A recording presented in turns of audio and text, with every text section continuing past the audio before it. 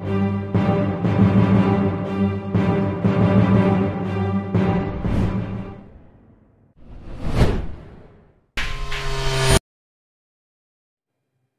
warahmatullahi wabarakatuh. Nah, masih ketemu lagi dengan Cak Monyong di Street Demokrasi menuju kantor Dewan tanpa korupsi. Nah, tema kita selalu akan membawa inovasi-inovasi dan gambaran baru karena jalan demokrasi yang kita bawa setiap saat kita menuju ke tempat-tempat umum mendiskusikan tentang bagaimana orang yang akan masuk di dewan, orang juga yang ada di kantor eksekutif itu melakukan apa dan seperti apa.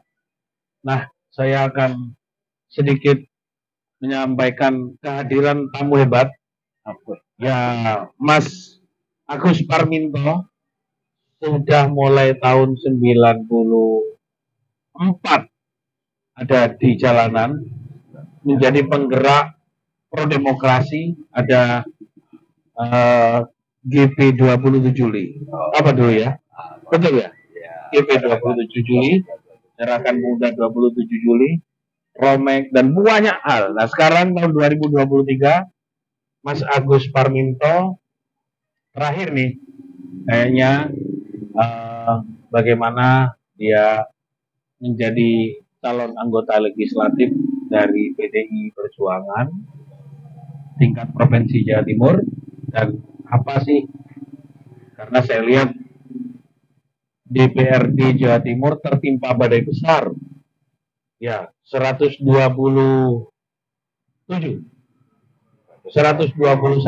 anggota dewan yang sekarang ini menjadi konsennya pemantau keuangan, ada KPK, ada Jaksana.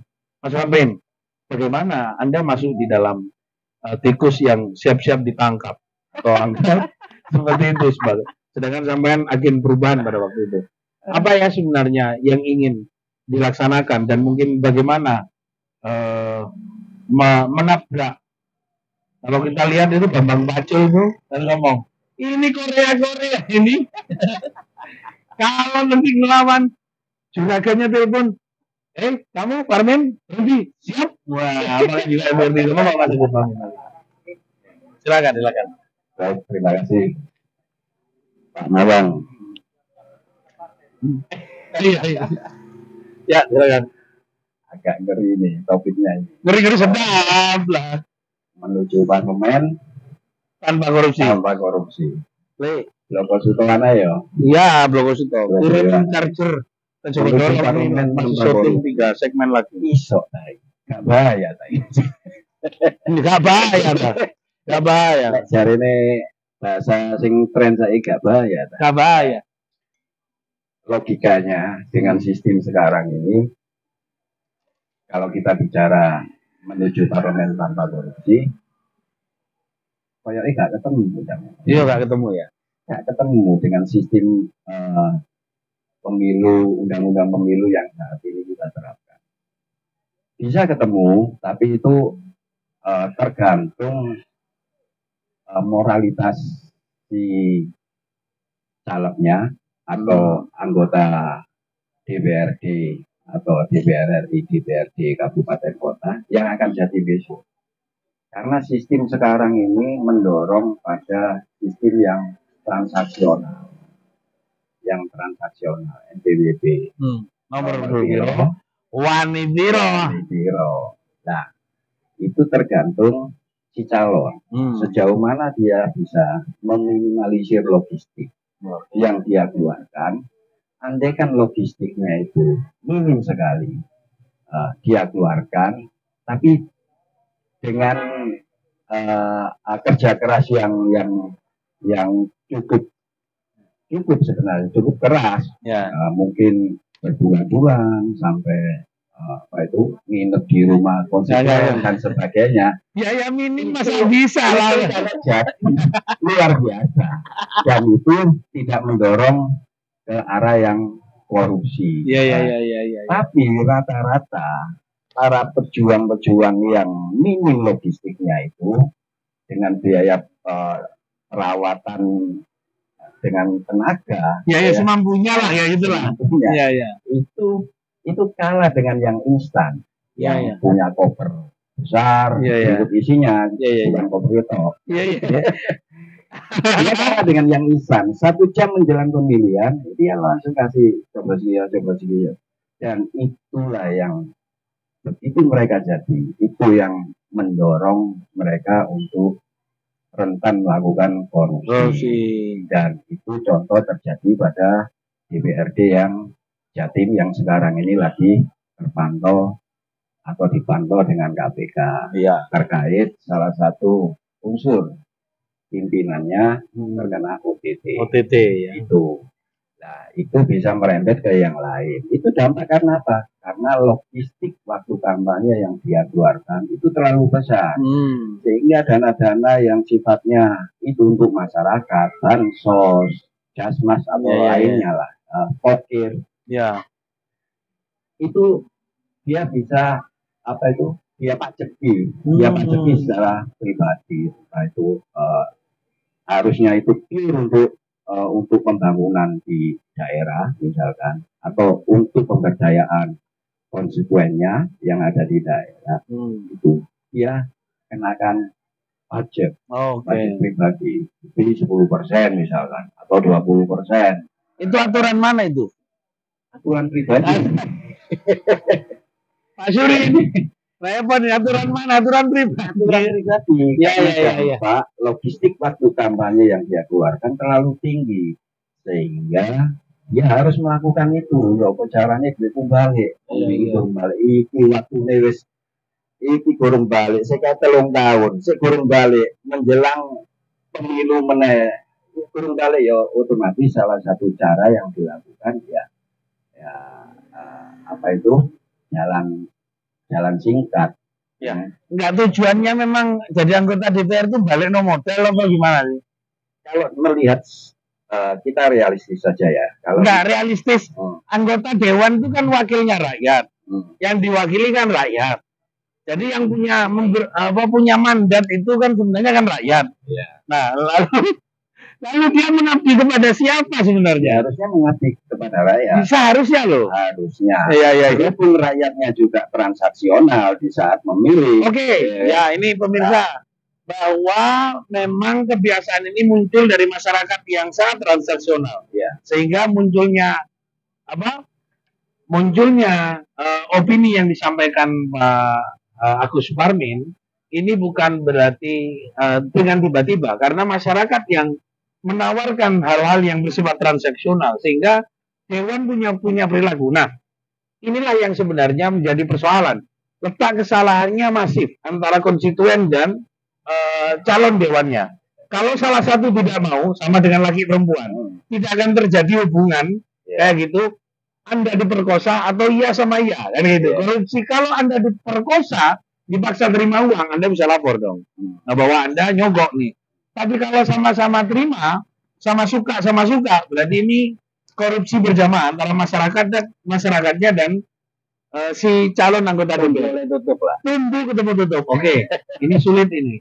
Nah, Mas Parmin, adakah kawan-kawan sampean sendiri yang sedikit banyak berbeda nggak dengan perilaku masyarakat yang transaksional, lalu calon anggota DPR yang transaksional, sehingga saya kok kayaknya seluruh anggota dewan yang ada di Indrapura ini tidak layak kok dipilih untuk tahun depan, karena mereka juga kayaknya pembuat kebijakan itu sama dengan eksekutif dan legislatifnya. Gimana Mas Parmin? Kalau melihat contoh dari salah satu yang terkena kasus itu, bahkan ada beberapa unsur pimpinan yang dicegal sampai saat ini, itu sebenarnya tidak layak untuk dipilih tahun depan. Tapi faktanya mereka maju kembali. Ada beberapa yang bahkan yang sudah dicekal pun salah satunya itu maju kembali.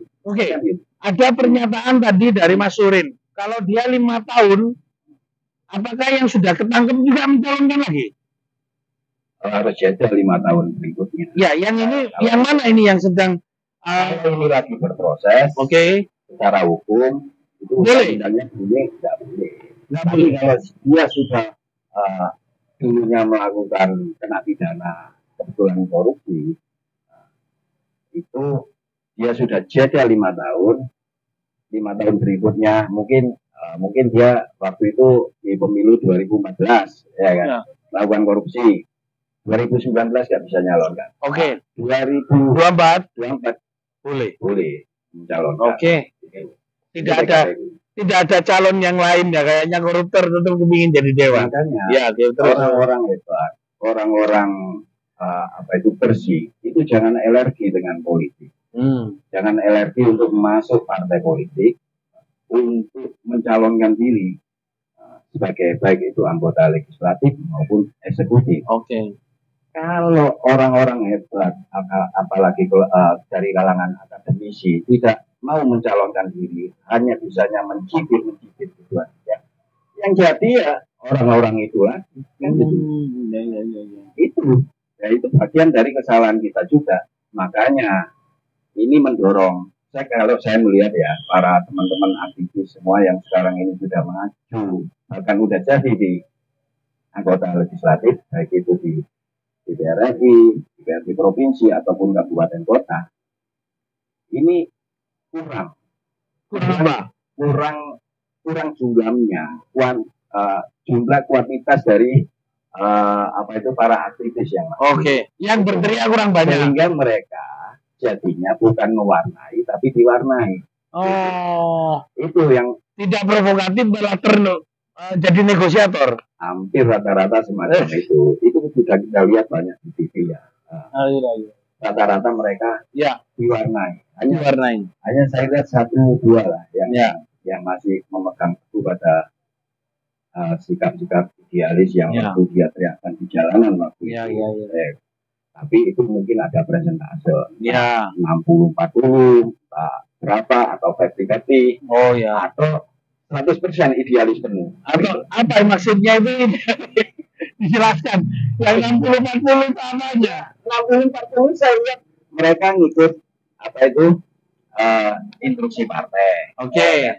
Tapi satu sisi mereka suarakan isi hati mereka. Isi hati mereka yang khususnya mempunyai latar belakang kalangan aktivis yang sekarang ini lagi duduk di Dewan. Oke, luar biasa. Terima kasih. Kita semakin banyak melihat pandangan hal yang berbeda, bahwa korupsi itu tercipta karena kesepakatan antara konstituen yang mendesak dan mendorong dan calon anggota legislatif yang sengaja melakukan itu. Yang kedua, menurut Mas Agus Parmin, teriakan kawan-kawan di ruang-ruang dewan dan mungkin sebagai eksekutif yang sekarang itu terwarnai bukan mewarnai, itu tidak menjadi kekuatan yang masif karena masih jumlahnya kurang banyak. Atau memang ini ada sebuah peristiwa yang kembali menjadi sebuah kegelisahan kita. Ada sekarang ini rumor baru. Yang dilawan Mas Agus Parmin dulu adalah Orde Baru. Sekarang banyak gambar-gambar Orde Baru di jalan-jalan sebagai tokoh. Nah, ini bagaimana nih? Ini akan nanti dibahas segmen selanjutnya. Jangan pindah channel. Tetap di Demokrasi Jalanan, Street Demokrasi menuju kantor dewan tanpa korupsi. Oke, masih dilanjut. Sebuah prestasi yang luar biasa, diskusi kita semakin tajam. Kalau menurut Mas Samsurin, ruang diskusi tentang demokrasi semakin berkurang. Mungkin street demokrasi jalanan menjadi ruang pengisi dari kekosongan dialog-dialog kita yang sunyi dari media sosial. Tadi disampaikan oleh Mas Agus Parmin, banyak pemberontakan yang mau dilakukan. Tapi begini, ada orang lupa sejarah. Kalau dikurangi 2024, dikurangi 1998 berapa tahun? 27 ya? Oke, 27 tahun. Nah, ini ada nih. Sekarang mulai banyak banner-banner Bapak tokoh pembangunan. Itu dipakai oleh calon anggota legislatif milenial. Dan bahkan yang sangat marah itu dia dulu seorang media, seorang wartawan, tapi sudah menjadi anggota dewan. Nah, ini merubah struktur sejarah atau merubah pengetahuan sejarah atau mengaburkan sejarah perubahan. Nah, ini bisa-bisa juga malah melanggengkan kekuasaan Orde Baru lagi. Ini menurut Mas Parmin, ini perlu dilawan atau perlu bagaimana, monggo? Ya, makasih kembali Pak Monyong. Siap. Terkait dengan marahnya sekarang ini masyarakat mengagung-agungkan Orde Baru. Ya. Bahkan ada beberapa caleg yang memakai simbol Orde Baru, ya. Itu sudah enggak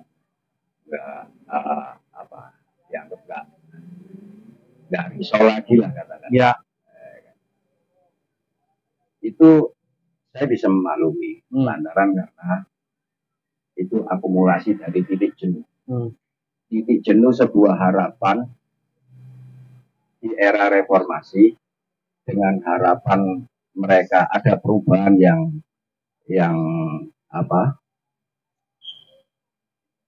ada perubahan yang cukup besar, harusnya yang lebih baik lah katakanlah ya, dari pada masa pemerintahan Orde Baru. Tapi faktanya sekarang ini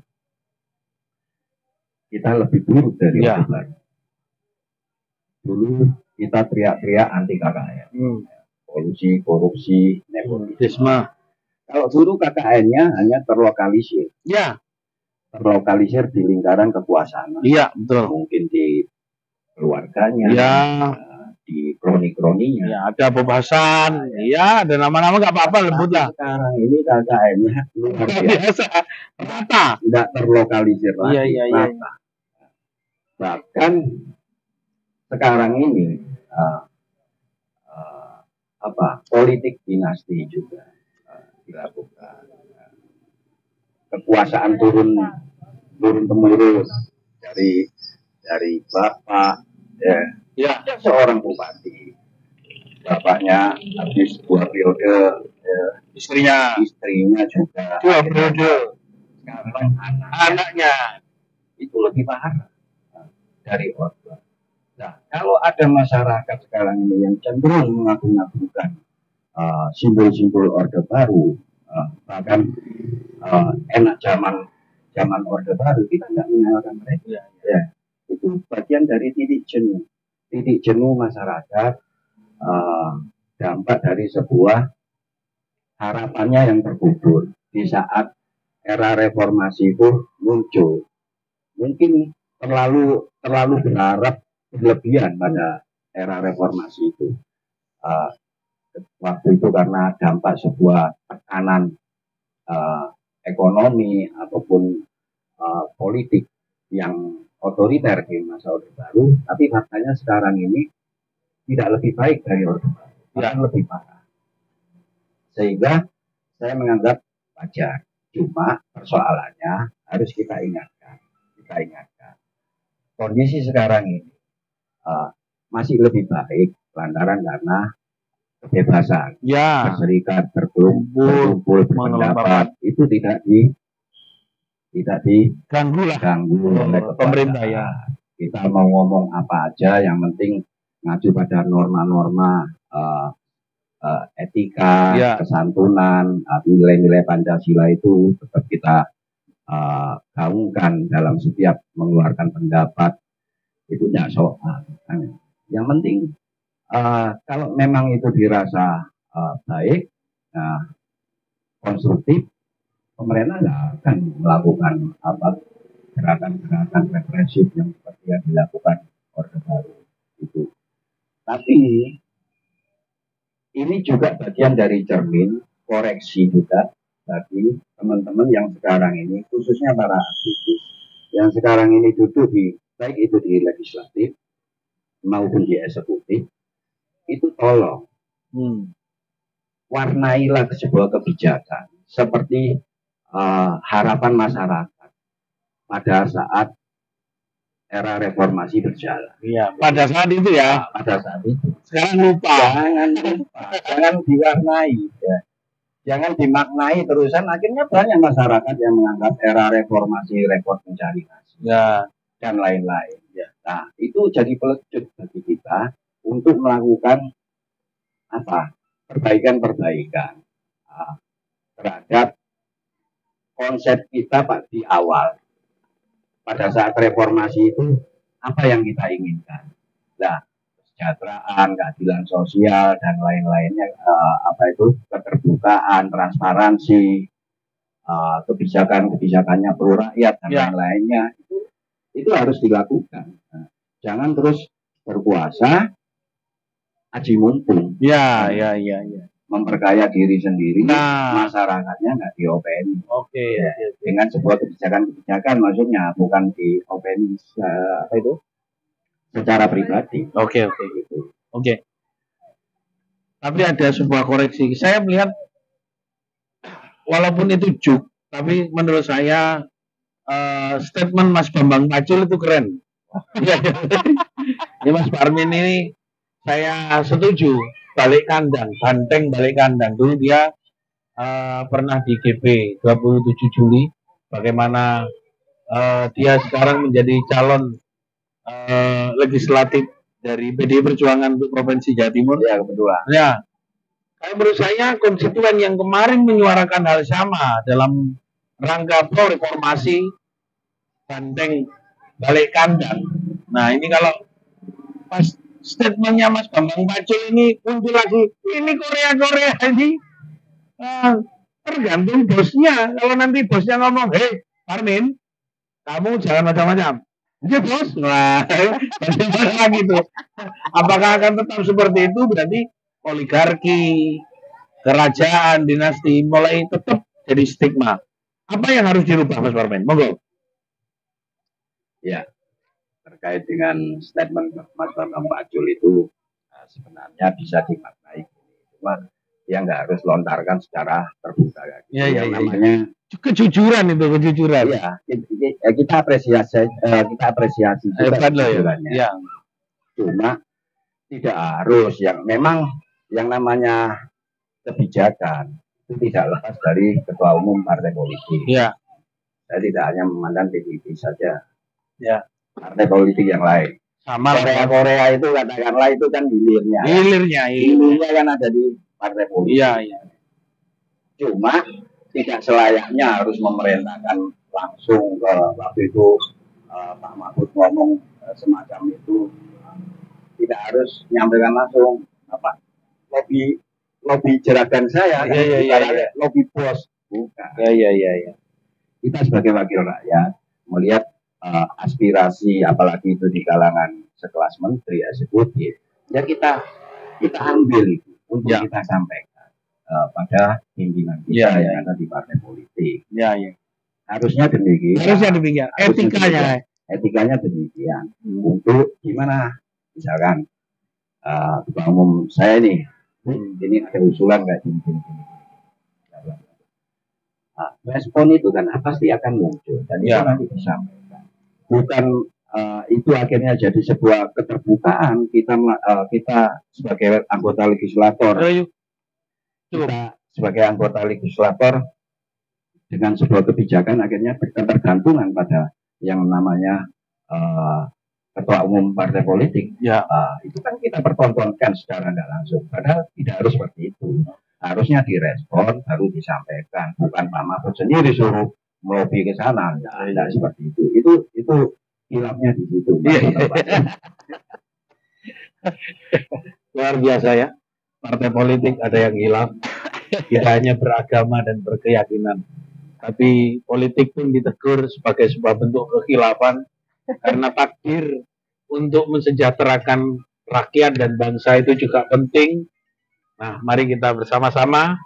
Semoga diskusi saya dengan Mas Agus Parminto yang dulu pernah nyalon DPD, sekarang nyalon anggota legislatif, yang dulu juga mendorong saya untuk bertempur Surabaya, tapi dia punya visi ke depan untuk memperkuat bagaimana aspirasi rakyat bisa terlaksanakan. Terima kasih.